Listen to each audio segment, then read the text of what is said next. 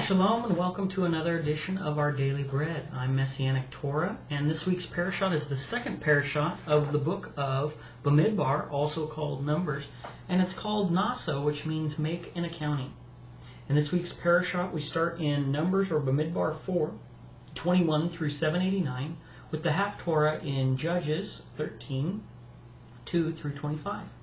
And my message for 2014-15 is called The Faithful.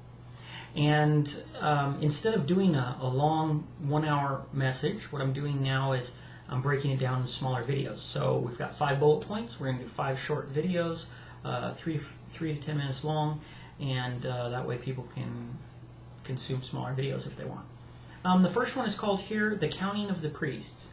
And in this week's Parashat, we see that there's a counting. We continue with the kind of the concept of counting that started in Bamidbar. And in there they were counting the men for war. Now we're getting into another command to count the priests who are going to serve. And the interesting thing here is when you take a look at this and you say, well, what is significant about this? You know, we've got the command to count the different priests and then kind of saying who's going to do what and who's in charge of what. And what I felt like is, what's the difference between the counting of the priests and the counting of the people? Well, if you look at it, there's a geographic difference, right? Location difference, which is the priests are closest to God. Okay? So these are the nearest to Elohim.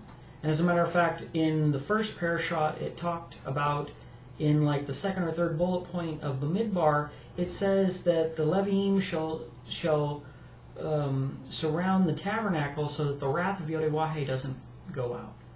And so that's a significant piece as well that I didn't dig into last week. But we see that when we think about the counting of the priests, we're talking about the counting of the nearest to Elohim and what that means. Because what that means is, as we talked about before, we get into the duties. You're not just counted, right? You're counted for a purpose. And that purpose is the specific jobs that they were supposed to do. So they're being set apart or made holy in their individual groups, and then also based on tasks and what they do. And so there's a lot to be learned from this pattern in the scriptures, because it's the same thing with us. We can be, we think that, oh, well, we're just going to study the Torah, we're going to be part of the Torah. And the fact is that, okay, so just because you have some kind of relationship, what is your position and what are your duties? And what's your position you're counting, that may or may not have even happened yet, as you may have been counting. And you may have a certain set of duties that go along with that position. Are you prepared for them? Have you studied the Torah? Do you know what the different duties might be? What if all of a sudden you find out, well, you didn't know, but you're from the tribe Merari. And all of a sudden you figure out, oh, I'm a priest. And then you figure out further, oh, so I'm up on the north side in relationship to God. Oh, here's my duties when it comes time to move the tabernacle. Like, there's a whole bunch of things that you might have just been going along saying, hey, I'm studying the Torah, I do all this and that. And Mashiach comes back and you find out maybe you didn't realize that you were part of a specific group with different duties. And so when it comes to being faithful, we see that the priests are the ones who are closest to God.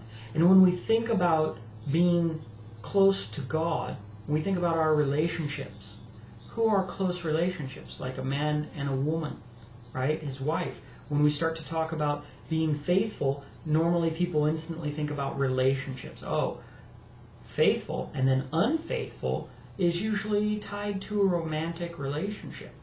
And it's a relationship that is close, and that is so close that you're supposed to be that close in that way and have that special relationship with that person, and you're not supposed to have that relationship with other people who are not part of that relationship.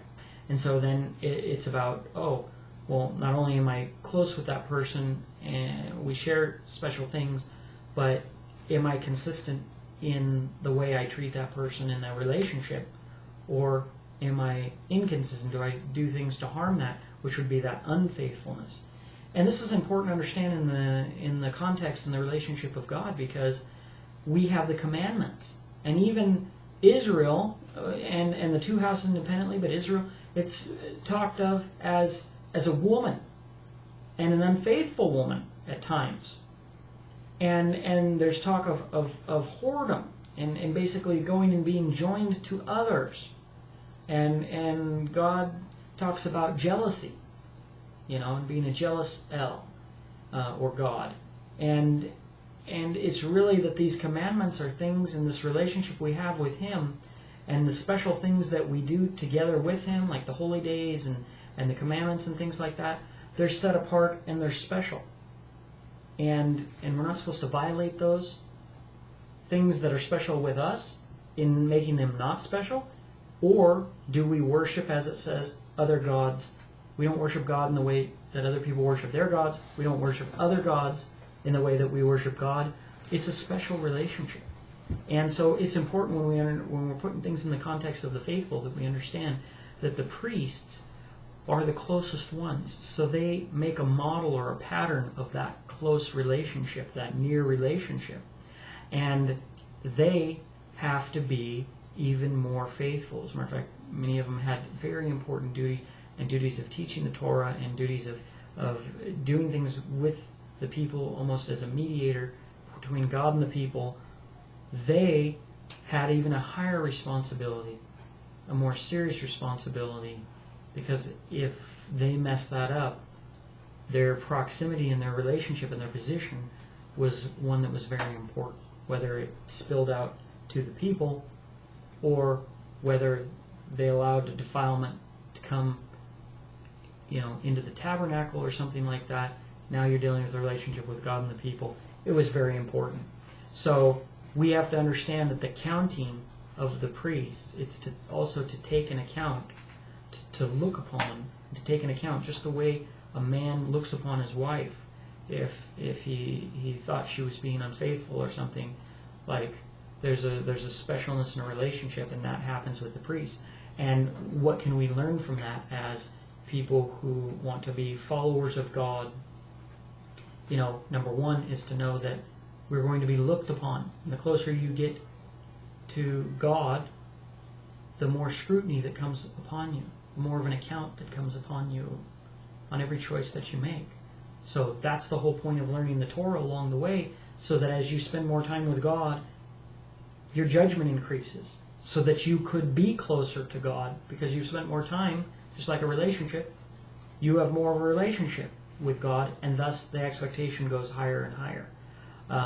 And so that's how that's all wrapped up. So hopefully this is a blessing. Our next video is called The Defiled Sent Out. And don't forget to like and subscribe and share the videos, and leave your comments below. Shalom.